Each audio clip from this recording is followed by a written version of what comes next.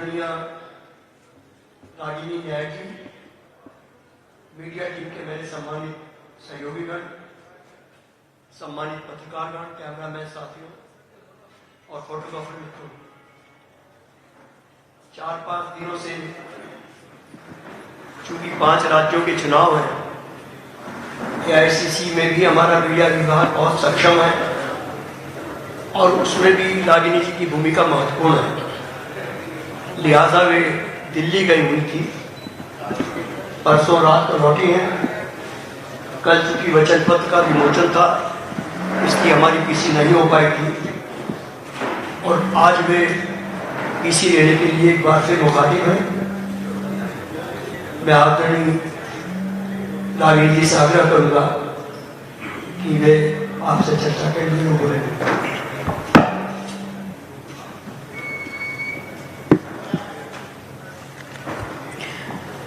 Media के सभी साथियों को एक बार फिर प्रणाम करती हूँ, आप लोगों का स्वागत करती हूँ, अभिनंदन करती हूँ।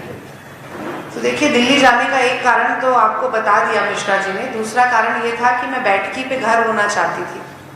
इतवार के दिन नवरात्रि शुरू हो गई है, तो मैंने सोचा कि घर जाके एक बार माँ दुर्गा और उनके 9 रूपों वाली देवियों को प्रणाम करके, कलश स्थापित करके फिर मध्य प्रदेश आया जाए। तो इतवार को वापस आई। अभी 2 दिन से प्रेस वार्ता हमारी हो नहीं पाई। एक दिन कमलनाथ जी ने स्वयं प्रेस को संबोधित किया और उसके अगले दिन यानी कि कल हमारा वचन पत्र जारी हुआ।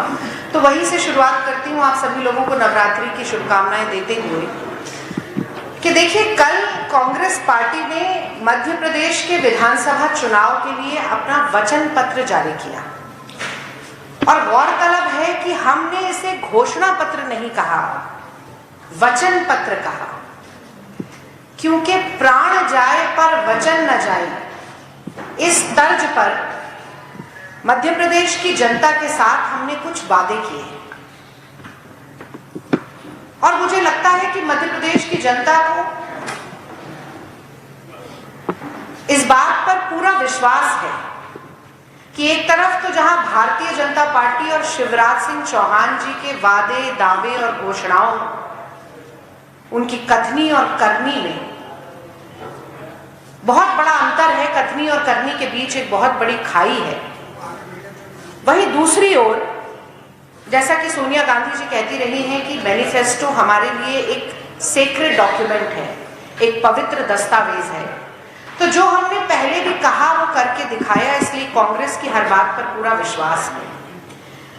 और चूंकि जनता के बीच से ही हमारा वचन पत्र निकला है, कई महीनों तक एक लंबी प्रक्रिया, एक्सरसाइज हुई, जहां पर हर वर्ग के व्यक्ति को छूकर, उसके पास तक पहुंचकर, उसकी समस्याओं को समझकर, उन समस्याओं के निवारण स्वरूप ये वचन पत्र निकला है। और यही कारण है कि हमें इतना आत्मविश्वास है कि हमने चुनाव से 1 महीना पहले ये वचन पत्र जारी किया, क्योंकि न सिर्फ हम जनता के और धरातल के मुद्दों पर चुनाव लड़ना चाहते हैं, बल्कि हम चाहते हैं कि हमारा वचन पत्र जनता तक पहुंचे, मध्य प्रदेश के निवासी उस वचन पत्र को पढ़ें, समझें और फिर वोट दें।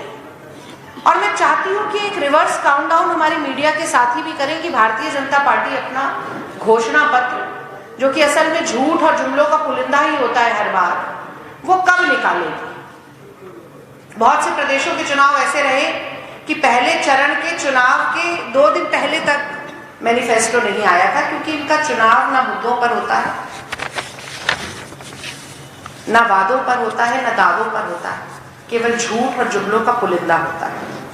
तो देखिए, मध्य प्रदेश के मीडिया डिपार्टमेंट की ये कोशिश रहेगी, हम प्रयास करेंगे कि जनता से जुड़ा एक मुद्दा हम रोज उठाएं, उस पर प्रेस वार्ता करें और जिस तरह से शिवराज सिंह जी के कुशासन और जंगल राज में जनता का जीवन नारकीय बना, उसमें सुधार लाने के लिए कांग्रेस पार्टी क्या करेगी, कौन से ऐसे कदम हैं जो कमलनाथ जी मुख्यमंत्री बनने के बाद उठाएंगे। ये जो निराशा का एक अंधकार मध्य प्रदेश में है, उसे चीर कर हम किस तरह से उजाला लेकर आएंगे, हर एक ज्वलंत मुद्दे पर हम प्रकाश डालेंगे एक प्रेस वार्ता के जरिए। तो आज की प्रेस वार्ता में मैं बात करना चाहती हूं बेरोजगारों की, युवाओं की, छात्रों की। और मुझे पाश की वो पंक्तियां याद आती हैं कि मेहनत की लूट सबसे खतरनाक नहीं होती, पुलिस की मार सबसे खतरनाक नहीं होती, लोभ और लालच की मुट्ठी सबसे खतरनाक नहीं होती। सबसे खतरनाक होता है मुर्दा शांति का भर जाना, तड़प का न होना, सब कुछ सहते जाना। सबसे खतरनाक होता है हमारे सपनों का मर जाना। और मैं भावनात्मक स्तर पर आप लोगों से आज एक अपील करना चाहती हूँ। मैं चाहती हूँ कि यहाँ पर बैठा हर व्यक्ति, और आज जो मुझे सुन रहा है, देख रहा है, जो कल मुझे पढ़ेगा, वो हर व्यक्ति सोचे, एक पत्रकार की तरह भी सोचे, लेकिन मानवता से भरे एक इंसान की तरह भी सोचे, दिमाग से भी सोचे और दिल पर हाथ रखकर भी ये सोचे कि मध्य प्रदेश के किसी दूर दराज गांव में, किसी कस्बे में, घास फूस की एक झोपड़ी में या किसी कच्चे मिट्टी के मकान में रहने वाले माँ बाप का अपने बच्चों के लिए क्या सपना होगा, क्या सपना देखते होंगे वो, जो हर रोज कठिनाइयों के दलदल से अपने जीवन को खींचकर बाहर निकालते हैं, वो अपने बेटे बेटियों के लिए क्या सपना देखते होंगे। मुझे लगता है कि वो सोचते होंगे कि हमारे बच्चे किसी बड़े शहर के, किसी बड़े स्कूल, किसी बड़े कॉलेज में पढ़ें, किसी बड़ी परीक्षा को पास करें और किसी बड़े पद पर बैठकर बड़े अफसर बने। और ऐसा सोचते हुए वो अपना पेट काटते होंगे, अपनी ख्वाहिशों का, अपनी कामनाओं का गला घोट देते होंगे ताकि बच्चे की कोचिंग की फीस भरी जा सके, सूखा निवाला खाते होंगे ताकि परीक्षा की फीस भरी जा सके, फटे कपड़े पहन लेते होंगे कि बच्चा पढ़ लिख सके और उसे ऐसा कठिन जीवन, ऐसी पीड़ा वेदना से भरा जीवन न जीना पड़े। और अंत में होता क्या है? प्रत्यक्ष को प्रमाण की जरूरत नहीं होती, हाथ में पहने हुए कंगन को आईने की जरूरत नहीं होती। और मध्य प्रदेश में शिवराज सिंह के अत्याचार से लाचार नौजवान की पीड़ा समझने के लिए शब्दों की जरूरत नहीं होती। फिर भी मैं कहूंगी कि अंत में होता यह है कि कोचिंग ले ली जाती है तो परीक्षा नहीं होती, परीक्षा होती है तो रिजल्ट नहीं आता, रिजल्ट आता है तो भर्ती नहीं होती, भर्ती होती है तो उसमें घोटाले हो जाते हैं। और घोटाले ऐसे होते हैं कि इस प्रदेश के नौजवान का, छात्र का, युवा का जीवन इसी चक्की में पिसता जाता है, पिसता जाता है, पिसता जाता है। और वो माँ बाप जो उस फूस की झोपड़ी में या कच्चे मकान में बैठकर सपना देख रहे थे, उनका सपना कैसे चकनाचूर होता है, ये समझने के लिए 56 इंच का सीना नहीं चाहिए, एक धड़कता हुआ दिल चाहिए। ये समझने के लिए किसी मामा की उपाधि या तमगा नहीं चाहिए, अपने प्रदेश के लोगों से संवेदना के स्तर पर जुड़ाव चाहिए। जो बड़ी शर्म और दुर्भाग्य की बात है कि 18 साल के कार्यकाल में शिवराज 18 महीने तक नहीं कर पाए। बार बार ये छपा है, लेकिन मुझे लगता है कि ये कहना जरूरी है। यही कारण है कि 3000 करोड़ का व्यापम घोटाला होता है। गवाह छात्रों समेत, पत्रकारों समेत 55-56 मौत हो जाती हैं, आत्महत्याएं हो जाती हैं। फिर पटवारी घोटाला होता है और इस घोटाले में 15-15 लाख रुपए की बोलियां लगाई जाती हैं नौकरी के लिए। भिंड के भाजपा के विधायक हैं संजीव कुशवाहा, उनके कॉलेज के सेंटर में 10 टॉपर में से 7 सेंटर भाजपा विधायक के टॉपर भाजपा विधायक के सेंटर से ही निकल कर आ जाते हैं। और जब टॉपर से पूछा जाता है कि बताइए मध्य प्रदेश में कितने जिले हैं, तो ऐसे टॉपर है कि उनको ये तक नहीं मालूम होता और उल्टा ये कहते हैं कि 15 लाख में अगर आपको नौकरी मिलेगी तो आप नौकरी नहीं लेंगे क्या? जिन्हें पूर्ण रूप से दिव्यांग माना जाता है पटवारी भर्ती के दौरान, वो 3 महीने बाद वन रक्षा विभाग के भर्ती में पूर्ण रूप से ठीक हो जाते हैं। ऐसे फर्जी सर्टिफिकेट बनाए जा रहे हैं। फिर आ जाता है नर्सिंग घोटाला। और नर्सिंग घोटाले का सूरत हाल ये है कि 800 कॉलेज में 8000 टीचिंग फैकल्टी फेक है, फर्जी है, नकली टीचिंग फैकल्टी है। 3 साल से नर्सिंग का एग्जाम नहीं हो रहा है और कई जगह तो ऐसी है जहां पर 2015 का जो ज्ञापन निकला था उसी को आधार बनाकर बिना किसी चयन प्रक्रिया की भर्ती कर दी जाती है। सीबीआई जांच बिठानी पड़ती है, 19 कॉलेज तक रद्द हो जाते हैं। पैसा कानून जिला समन्वयक की भर्ती के लिए पहले विज्ञापन जारी होता है, 809 अभ्यर्थियों की सूची भी बनती है और उसके बाद ये सारी प्रक्रिया को निरस्त करके बंदरबांट शुरू हो जाती है, जो ये अक्सर करते ही रहते हैं। और उस बंदरबांट में संघ और भाजपा के सारे कार्यकर्ताओं को भर लिया जाता है और वो जो मेरिट के आधार पर सूची बनी थी वो बेकार हो जाती है, मिट्टी में मिल जाती है। कांस्टेबल भर्ती में 8-8 लाख की बोली लगती है, तो शिक्षक भर्ती में नकली दिव्यांग सर्टिफिकेट बन जाते हैं और लोगों को नौकरियां बांट दी जाती है। 2016 की आरक्षक भर्ती परीक्षा की धांधली में तो 3 लोगों को भी हाल ही की खबर है 4-4 साल की सजा भी हो गई है। एमपी लोक सेवा आयोग ने जो स्टेट सर्विस एग्जाम होता है 5 सालों से एक भी नियुक्ति नहीं की, जिसके चलते 1,32,000 अभ्यर्थी इस साल ही कम हो चुके हैं। मध्य प्रदेश का कर्मचारी चयन मंडल जो है उसने 2023 में अभी तक 15 परीक्षाएं ली हैं 37,817 पदों के लिए। रिजल्ट नहीं आया। स्कूल टीचर 2.5 महीने से वेट कर रहे हैं, सब इंस्पेक्टर 6 साल से इंतजार कर रहे हैं। अब जरा मध्य प्रदेश के प्राइवेट सेक्टर की तरफ भी नजर डालते हैं, क्योंकि शिवराज सिंह चौहान ने बहुत बड़े बड़े घोषणाएं की थी और मैं कहती हूँ ये एक उधर बैठे हैं ऊपर भाषणवीर प्रधानमंत्री और एक यहाँ बैठे हैं घोषणावीर प्रधानमंत्री। तो मैं याद दिला दूं कि 29,716 घोषणाएं शिवराज सिंह चौहान कर चुके हैं अपने 18 साल के कार्यकाल में। अभी कुछ दिन पहले ही एक ही दिन में 53,000 करोड़ की घोषणाएं कर दी थी, जबकि मध्य प्रदेश पर 4,22,000 करोड़ का वित्तीय कर्ज चढ़ा हुआ है। तो एक और बहुत बड़ी घोषणा उन्होंने की थी, 18 लाख करोड़ का निवेश मध्य प्रदेश में लेकर आएंगे और इसी के चलते इन्वेस्टर समिट के नाम पर लाखों करोड़ रुपया जो है वो स्वाहा कर दिया, पानी की तरह बहा दिया। और निवेश के नाम पे क्या मिला? नील बटा सन्नाटा। जब निवेश नहीं होगा तो प्राइवेट सेक्टर की नौकरियां नहीं आएंगी। अब प्राइवेट सेक्टर की नौकरियों की बात करें तो 2021 और 22 के बीच में ही 60% की कमी आई है प्राइवेट सेक्टर की नौकरियों में। यानी कि जहां पर 49,000 नौकरियां थी 2021 में 83,000 नौकरियां थी, 2022 में वो 49,000 रह गई। और अब शिवराज सिंह जी से पूछें कि निवेश क्यों नहीं आया। अभी कुछ दिन पहले भी भाषण दे रहे थे, कह रहे थे विकास की गंगा नहीं बहाएंगे। वैसे गंगा जल पे भी इन्होंने 15% का जीएसटी लगा दिया है, तो एक वो गंगा पुत्र हैं और एक ये विकास की गंगा बहाने वाले हैं। यहाँ उल्टी गंगा ही बह रही है। तो अब असली बात यह है कि जहां पर 50% की कमीशन खोरी होगी सरकार में, वहां निवेश के लिए हाथ कौन बढ़ाएगा। और कमलनाथ जी ने बहुत खूबसूरत बात इसमें कही। उन्होंने कहा कि निवेश को आकर्षित करना पड़ता है, ऐसे हाथ हिला हिला के बुलाने से निवेशक नहीं आते।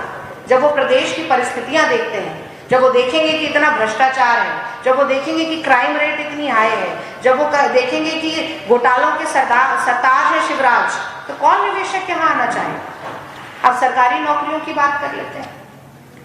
चाहे एम्प्लॉयमेंट एक्सचेंज का डेटा आप देखें या यशोधरा राजे सिंधिया ने जो विधानसभा में जवाब दिया एक प्रश्न के चलते, तो आप पाएंगे कि प्रदेश में 39 लाख रजिस्टर्ड बेरोजगार हैं।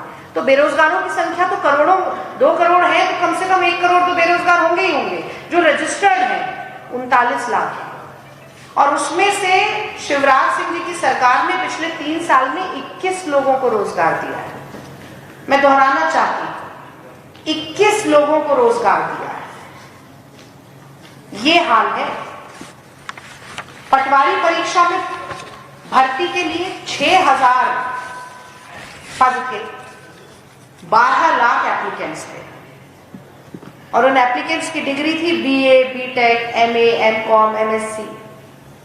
कुछ समय पहले चपरासी की भर्ती के भी आवेदन निकले थे। 1,333 पद खाली थे जिसके लिए 4 लाख आवेदन थे। उसमें न्यूनतम शैक्षणिक योग्यता जो चाहिए थी वो थी 8वीं पास, और जो अभ्यर्थी थे उनकी क्या डिग्री थी? MBA, MA, MCOM, MSc। तो शिवराज सिंह सरकार के राज में दुपहिया तिपहिया वाहन है पर पेट्रोल डीजल गायब है, सिलेंडर है पर गैस गायब है, शौचालय है पानी गायब है, डिग्री है नौकरी गायब है, थाली है खाना गायब है, जीवन है खुशी गायब है। मैं याद दिलाना चाहती हूं, बहुत जरूरी बात है ये कहना कि नौजवानों को, छात्रों को राष्ट्र शक्ति क्यों कहा जाता है। ये माना जाता है कि किसी भी देश की नवनिर्माण की नींव का पहला पत्थर जो है वो नौजवान अपनी पीठ पर ढोते हैं। ये माना जाता है कि किसी भी देश का नाम अगर विश्व पटल पर स्वर्णिम अक्षरों में लिखा जाएगा तो उसकी कलम नौजवानों के हाथ में होगी, क्योंकि नौजवान चाहे तो क्या नहीं कर सकते, हवा का रुख बदल सकते हैं, तब तो ताज पलट सकते हैं। पिछली बार जब नरेंद्र मोदी जी आए थे मध्य प्रदेश में, कहकर गए थे कि यहाँ के फर्स्ट टाइम वोटर्स जो है उन्होंने सिर्फ भाजपा का राज देखा है, सिर्फ शिवराज सिंह का राज देखा है। तो उन फर्स्ट टाइम वोटर्स में से तो कोई वोट नहीं देने वाला, और कारण मैंने आपको सिलसिलेवार तरीके से गिनवाया है, क्योंकि शिवराज सिंह चौहान ने कोई कसर नहीं छोड़ी कि इस प्रदेश के नौजवानों का भविष्य अंधकार की गर्त में मिल जाए। शिवराज सिंह चौहान और उनकी सरकार ने कोई कसर नहीं छोड़ी कि प्रदेश के माँ बाप और उनके बच्चों के सपने टूट के चकनाचूर हो जाए। उन्होंने कोई कसर नहीं छोड़ी कि उनकी सरकार की नाक के नीचे, और मैं तो कहूंगी संरक्षण में, घोटाले पे घोटाला, घोटाले पे घोटाला, घोटाले पे घोटाला। और सबसे भयानक आंकड़ा, हताश, निराश, मायूस 17,000 नौजवान और छात्र शिवराज सिंह के कार्यकाल में आत्महत्या कर चुके हैं, आत्महत्या करने के लिए विवश और मजबूर हो चुके हैं। तो कहते हैं कि अंधकार जितना घना हो, दीपक की प्रासंगिकता उतनी ज्यादा बढ़ जाती है। और मैं बहुत बड़ा दावा नहीं करती, पर कांग्रेस पार्टी उस दीपक, उस प्रकाश की लौ के समान इस अंधकार को चीरने का काम करेगी, जैसा मैंने शुरुआत में भी कहा, हमारी सरकार के बनते ही। और वो कैसे करेगी ये भी मैं आपको बताना चाहती हूँ।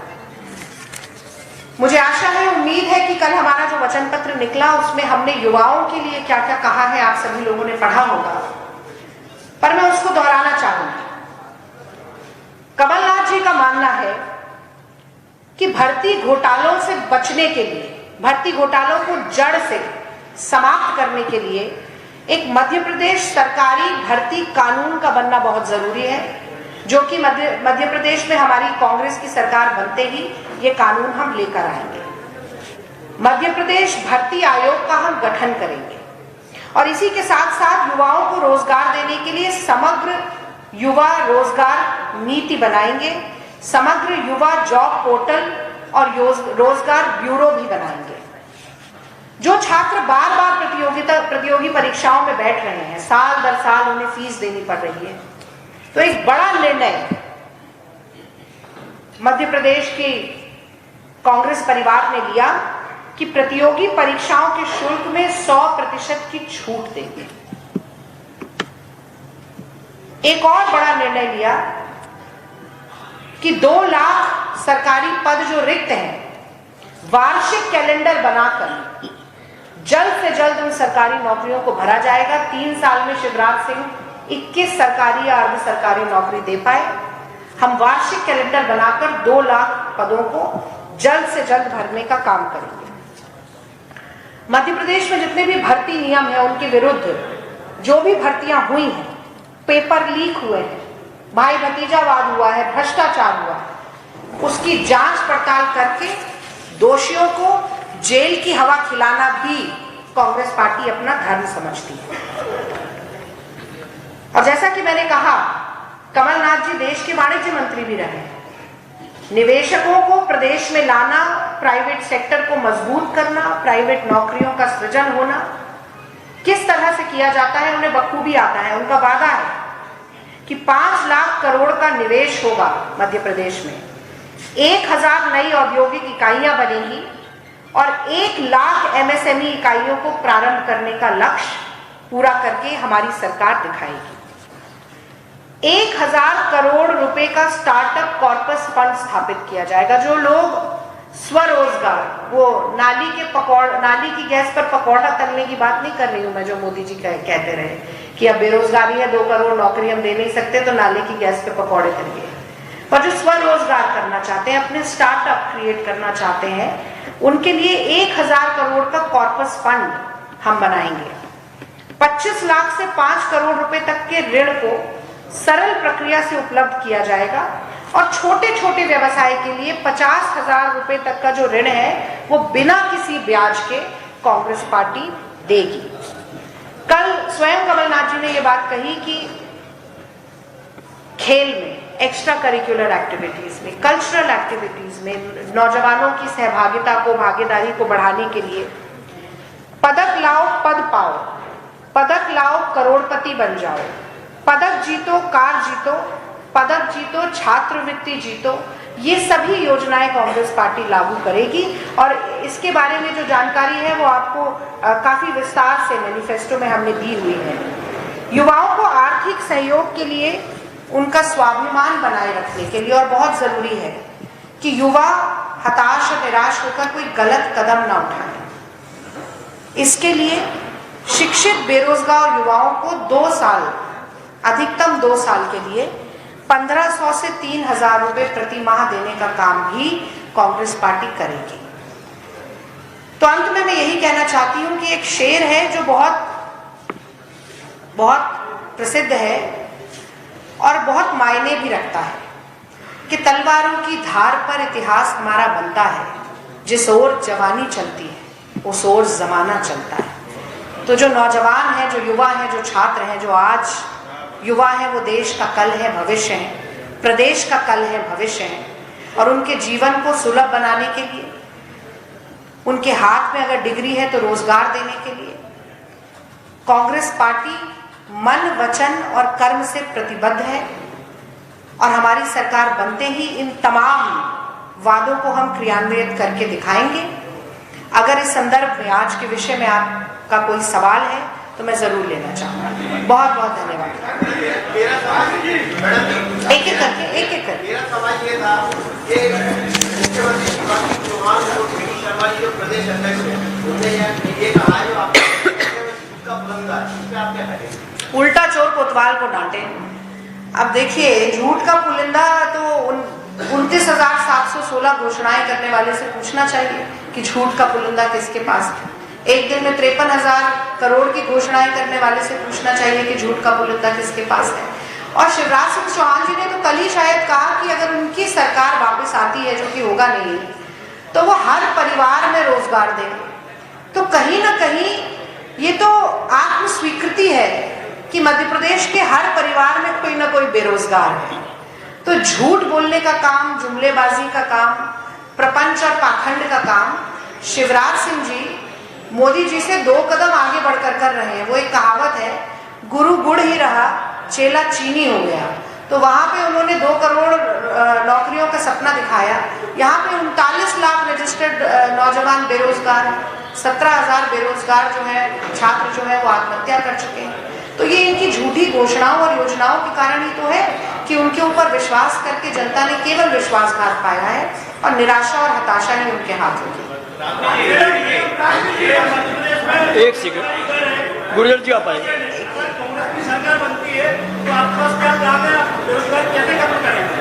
मैंने आपको इतनी सारी चीजें अभी गिनकर बताई, आप जरा एक बार मैनिफेस्टो भी पढ़ लें। मैं पूरा लास्ट का जो मेरा 10 मिनट का वक्तव्य था वो पूरा इसी के ऊपर था कि हम क्या करेंगे। चाहे वो जॉब पोर्टल बनाने की बात हो, चाहे भर्ती के ऊपर कानून लाने की बात हो, चाहे भर्ती घोटालों की जांच करके अपराधियों को जेल में डालने की बात हो कि दोबारा ऐसा ना हो सके, चाहे जो हमारे शिक्षित नौजवान हैं, बेरोजगार हैं, उनको भत्ता देने की बात हो, ये सब हम करके दिखाएंगे। अगर 5 लाख करोड़ का निवेश होता है तो प्राइवेट सेक्टर सुदृढ़ होगा और अपने आप नौकरियां उसमें बनेंगी और ज़्यादा। ये जो 60% की गिरावट आई है, 60% का उछाल आएगा। तो ये तमाम तरीके विस्तृत तरीके से मैनिफेस्टो में लिखे, आप एक बार जरूर पढ़ें। एक मिनट भाई साहब, बहुत हाथ खड़ा था, उसके बाद आपके पास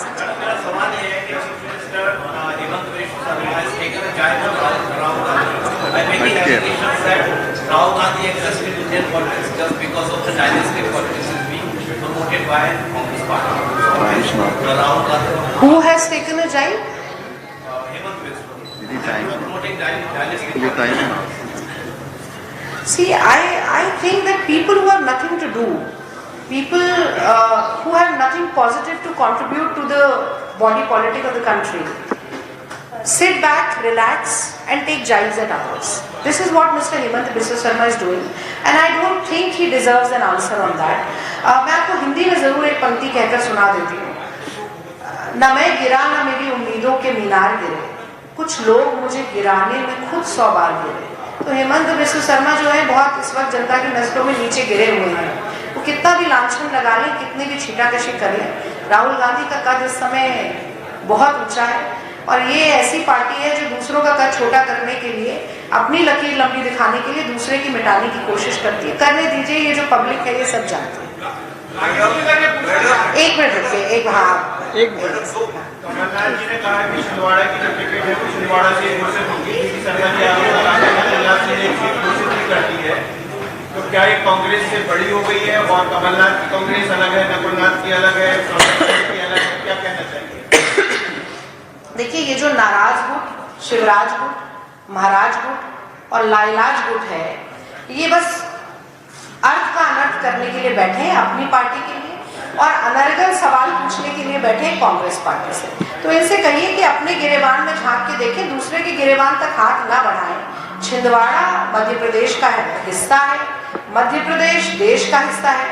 कांग्रेस पार्टी का एक चयन प्रक्रिया है, सीईसी होने के बाद टिकट घोषित होती है। लेकिन हाँ, अगर कोई नेता अपने क्षेत्र में किसी को आश्वासन देता है टिकट के लिए, तो वो तो इसके लिए स्वतंत्र है, इसमें क्या दिक्कत है? वो आश्वासन तो हर कोई देता है, हर जिले में देता है जो वहाँ का बड़ा नेता है। लेकिन सूची तो जो जारी होती है वो सीईसी के जो हमारे चीफ है उनके साइन के साथ ही जारी होती है और वैसा ही कांग्रेस पार्टी में। हाँ बोलिए। बच्चे सबसे प्रिय थे आपके पहले देश के प्रधानमंत्री नेहरू जी के लिए बच्चे सबसे ज्यादा प्रिय थे। आज देश मध्य प्रदेश में ये हालत है कि 5 लाख बाल जो है वो काम कर रहे हैं, बच्चों में सड़कों पर कई। आपके मैनिफेस्टो में बच्चों के लिए कोई योजना नहीं।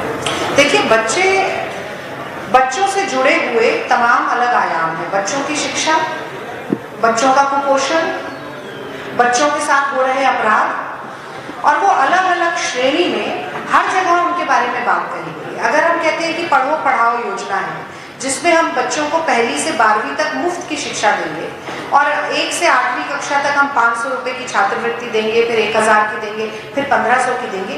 तो ये इसीलिए है कि अगर कोई बच्चा बाल मजदूरी में जा रहा है पैसे के लिए, वो पढ़ सके, उसके घर वालों को पैसा भी मिल सके, उसे मुफ्त की पढ़ाई भी मिल सके, उसका जीवन सुधर सके। हमने कुपोषण के लिए इसमें कहा है कि हम कैसे प्रदेश में, जो शिवराज सिंह कहते हैं कि कुपोषण मेरे माथे का कलंक है, उसको हम किस तरह से दूर करेंगे। जिन बच्चियों, नाबालिग बच्चियों के 3 से 4 नाबालिग बच्चियों के साथ रोज बलात्कार हो रहा है, तो महिलाओं की सुरक्षा के लिए हम क्या करेंगे, बच्चियों की सुरक्षा के लिए क्या करेंगे, ये भी हमने कहा है। फिर जन्म से लेकर विवाह तक जो लड़कियों के लिए एक अलग से एक मानदेय बनाया गया है जो उनको दिया जाएगा। तो ऐसा नहीं है कि बच्चियों के लिए हमने कोई बात नहीं कही, बच्चों के भविष्य को सुधारने के लिए बात नहीं कही। बस मुझे लगता है कि थोड़ी तफसील से, इत्मीनान से हमारे वचन पत्र को पढ़ने की जरूरत है। 3 दिवसीय शक्ति सम्मेलन चल रहा है भारतीय जनता पार्टी का, जगह-जगह बूथों में पहुंच रही है, कांग्रेस की क्या तैयारी? मैं अभी किसी भाजपा के नेता का एक वक्तव्य सुन रही थी जिसमें वो कह रहे थे कि अभी तक हमारे पन्ना प्रमुख होते थे, अब हमारे अर्ध पन्ना प्रमुख हो रहे हैं। आप कुछ दिनों में कहेंगे कि हमारे पास पन्ना ही नहीं बचा क्योंकि बूथ में वर्कर ही नहीं है हमारे पास। तो जाने दीजिए ना, शक्ति सम्मेलन करने के लिए 18 साल थे, तब कुछ नहीं किया। अब जब नाक तक पानी आ गया है तो सम्मेलन करें, संगठन को मजबूत बनाने की बात करें, दूसरों पर छींटाकशी करें, पर जब नाक तक पानी आ जाता है तो हाथ पांव मारने से भी आप किनारे नहीं पहुंच पाते। आग लग चुकी है, ये अब बाल्टी ढूंढने जा रहे हैं, ढूंढने दीजिए। कांग्रेस को बड़ा झटका लगा है। भाई इसके बाद आपके पास आते हैं, 1 मिनट। मध्य प्रदेश सरकार में 4 लाख करोड़ का कर्जा है, 4 लाख करोड़ का कर्जा है जी। पर बच्चा जन्म लेने वाला 45 से 50 हजार रुपए का कर्जा है। दैनिक वेतन होगी यूपीएससी सरकार की देन थी, लेकिन ये फंड कहाँ से आएगा, किस प्रकार से आप इसका निदान करेंगे? देखिए, एक तो मुझे ये लगता है कि 18 साल यानी करीब 2 दशक से भारतीय जनता पार्टी का शासन मध्य प्रदेश में रहा, उसमें भी आप उससे पिछली सरकार के पास जाएं और कहें कि उनकी देन है और इनकी देन है, मैं ये ठीक नहीं समझती। अब मुझे लगता है कि हर कार्यकाल में जनता जो है वो देखती है कि कैसा काम किया और उसके बाद निर्णय लेती है। अब शिवराज सिंह जी के कटघरे में खड़े होने का समय है, और जो आपने सवाल पूछा मैं कम से कम 10 बार यहाँ से कह चुकी हूँ, और ऐसा नहीं है कि हम यहाँ से जो बात कहते हैं वो रजिस्टर नहीं होती। वो जनता भी समझ रही है कि उनको कितने कर्ज में लादा गया है, और वो कर्ज कैसे होता है मैं आपको बताती हूँ। जब आप कहते हैं कि भ्रष्टाचार होता रहे और मैं आंख मूंद लूंगा, जब 3000 करोड़ का घोटाला होता है तो ये 3000 करोड़ कहाँ से आते हैं? ये टैक्स पेयर का पैसा, ये जनता का पैसा। और फिर जेब, ये बात हो गई कि जेब कतरा ना जेब काट के 10 रुपए पकड़ा देता है खैरात में।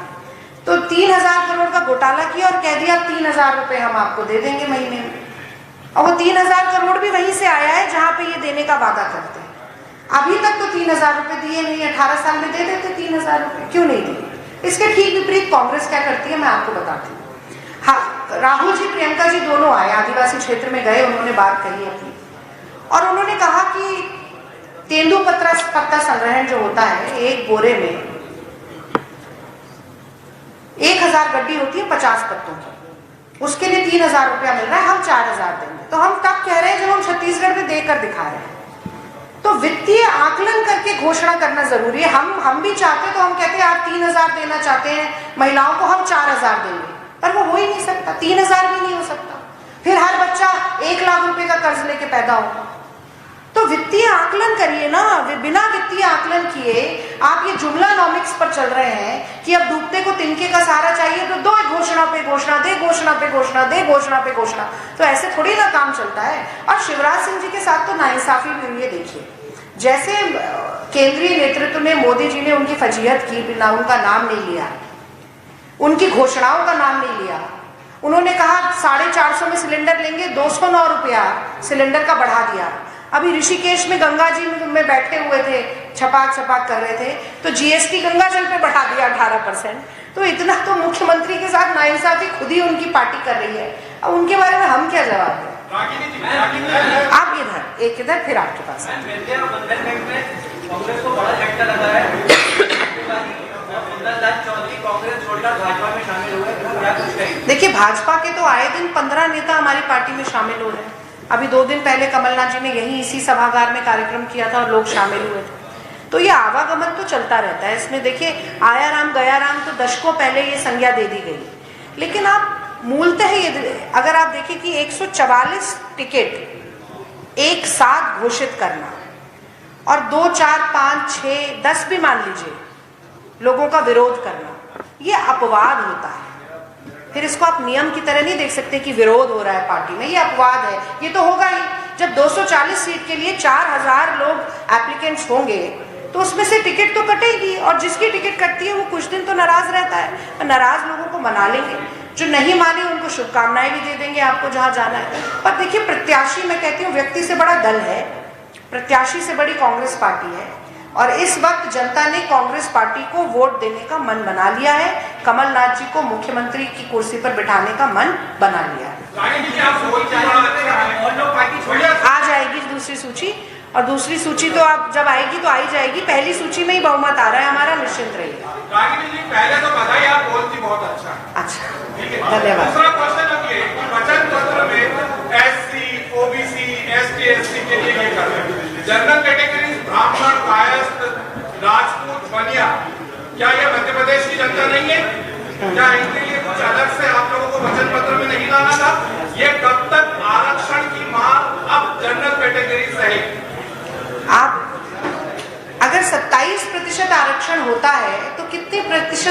वर्ग के लिए है?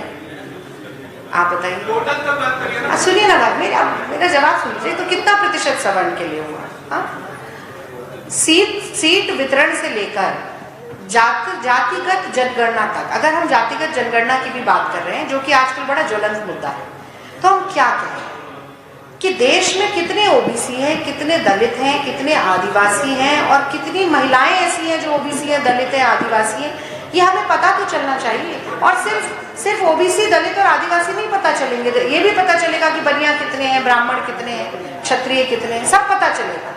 तो एक परिदृश्य साफ हो आपके लिए भी, मेरे लिए भी, तमाम लोगों के लिए, और जिसकी जितनी संख्या है उसके आधार पर उसको उतनी तो भागीदारी मिले, उससे ज्यादा की कोई बात नहीं कर रहा है। यही महिला आरक्षण की भी बात होती है ना, ऐसे ही मुंह बन जाते हैं, मुंह नहीं बनाना चाहिए। अगर कोई वर्ग हाशिए पे खड़ा है ना भाई, तो आपकी और मेरी सबकी जिम्मेदारी है कि हम हाथ बढ़ाएं और उसको मुख्य धारा में अब देखिए, मैं ये जो मैं बोल रही हूँ, मैं भी जनरल कैटेगरी की, और मैं तो सबसे बड़ा उदाहरण हूँ। देखिए, मेरा जन्म ब्राह्मण वर्ग में हुआ और मेरी शादी गुर्जर परिवार में हुई है। अब मैं जनरल भी हूँ और मैं ओबीसी भी हूँ, दोनों मान लीजिए। पर बात यह है कि हमें समन्वय समाज में बनाना पड़ेगा, और वो तभी हो सकता है जब पिछड़ा वर्ग हमेशा ही पिछड़ा न रह जाए। दलितों को हमेशा वनवासी कह के ये ना सोचा जाए कि अब वो आदिवासियों को कि वो जंगल में ही नाचते रहे, कि कभी कोई दलित सरसंचालक ना बन पाए।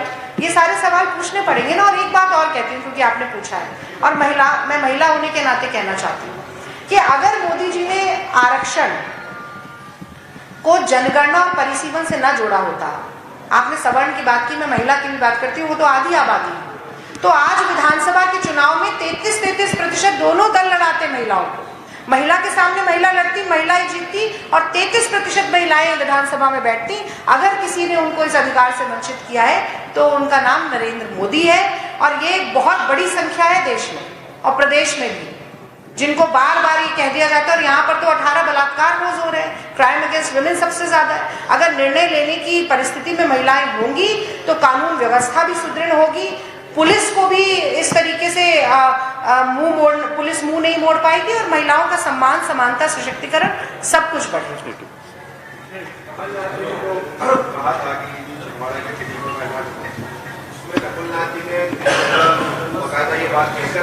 इसका जवाब मैं दे चुकी हूँ।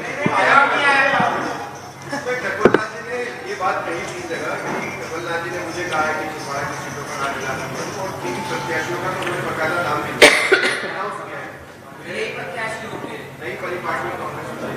मैंने आपको इसका जवाब दिया, अभी थोड़ी देर पहले ही दिया। कांग्रेस की प्रक्रिया है, सीईसी लिस्ट निकालेगी और वही प्रत्याशी होंगे जो चुनाव लड़ेंगे। लेकिन सुनिए ना बात को, लेकिन अपने क्षेत्र में तो हर प्रभावशाली नेता ये करता है। हर प्रभावशाली नेता कहता है ना कि भाई तुम तैयारी करो, हम तुम्हारी मदद करेंगे, चुनाव लड़ना है या तुम्हें चुनाव लड़ना है। और वही अगर नकुलनाथ भी अपने क्षेत्र में कर रहे हैं तो इसमें क्या हो गया? नकुलनाथ जी ने क्या चिट्ठी देके ये जारी किया? चिट्ठी दिखाई है मुझे। अब आप ये ऐसी वक्तव्य पे, बयानबाजी पर आप ये चाहेंगे कि उस पर मैं आपको पूरी एक लंबी टिप्पणी दूं? मुझे चिट्ठी दिखाइए, कहाँ किसने जारी किया है? बिना चिट्ठी के क्या जारी हुआ?